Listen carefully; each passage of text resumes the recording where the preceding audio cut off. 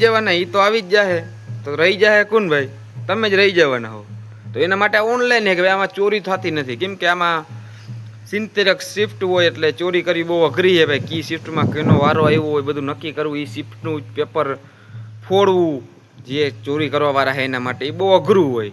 અને ના પણ થઈ શકે, બની શકે કે ભાઈ કોઈ, કેમ કે પેપર ભાઈ એને કોઈ લઈને તો હાથો હાથ તો દેવાનું નથી. તમે જે તમારો ટાઈમ હશે ત્યાં જ તમારા કોમ્પ્યુટર ઉપર દેખાવાનું હોય, કોઈને ખબર જ નથી. કોમ્પ્યુટર ઉપર એમાં ઓટોમેટિક સેટ કરેલું હોય કે ભાઈ આ ટાઈમે જ પેપર ખુલશે, ત્યાં સુધી ખુલશે નહીં. એટલે તમારો જે ટાઈમ થાય, એક શિફ્ટ હોય માની લો કે એનો ટાઈમ થાય ને ત્યાં જ પેપર ખુલે, એટલે એમાં ફૂટવાના ચાન્સ બહુ ઓછા છે.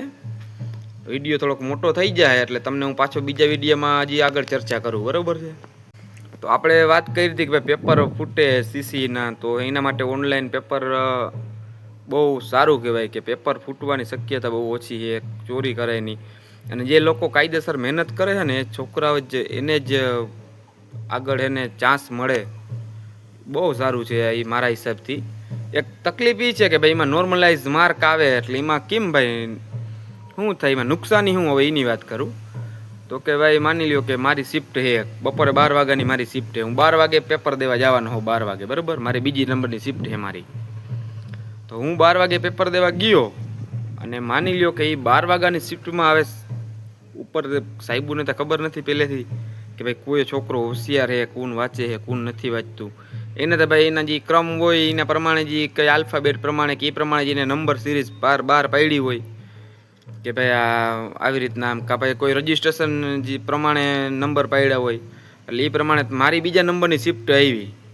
હવે માની લઈ કે મારા જે બેન્ચ છે ને એમાં બધા છોકરા એને ફૂલ હોશિયાર છે એકદમ, બરાબર, બધા છોકરા હોશિયાર છે. એટલે માની લો કે 50% છોકરા હોશિયાર છે, વાંચે છે, મહેનત કરે એવા મારી શિફ્ટમાં, અને હું એવરેજ છું કે ભાઈ મારે 100માંથી 60-65 માર્ક આવી જાય છે એવું છે મારે.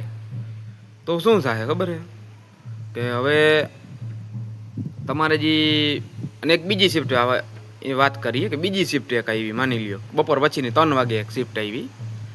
એમાં બધા છોકરા 50%થી ઉપર કોઈ વાંચતું જ નથી, એમાં માન 10% છોકરા વાંચે છે. એટલે 10 એમાં એને એમ સ્વાભાવિક છે કે બધાના માર્ક કંઈ વાંચતા નથી એટલે ઓછા જ આવવાના છે. અને ઓલી બીજી શિફ્ટમાં માર્ક બધાને વધારે આવવાના છે, કેમ કે એમાં હોશિયાર છે છોકરા. તો એની એક પેટર્ન છે કે ભાઈ નોર્મલાઇઝ માર્કની, કે એમાં હોશિયાર છોકરા હોય આખી શિફ્ટના